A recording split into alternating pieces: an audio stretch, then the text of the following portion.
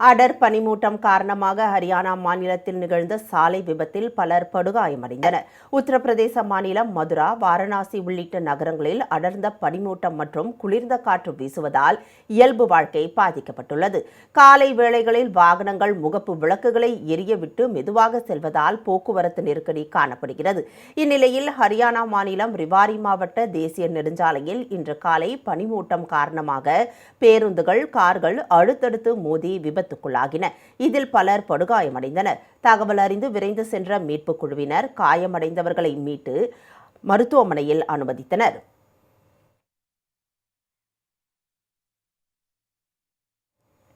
ஜம்மு காஷ்மீரின் கடும் பனிப்பொழிவு காணப்படுகிறது. குறைந்தபட்ச வெப்பநிலை -2 டிகிரியாக பதிவான நிலையில் பாதுகாப்பு நடவடிக்கையாக மக்கள் ஆங்காங்கே நெருப்பு மூட்டி குளிர் காய்ந்து வருகின்றனர்.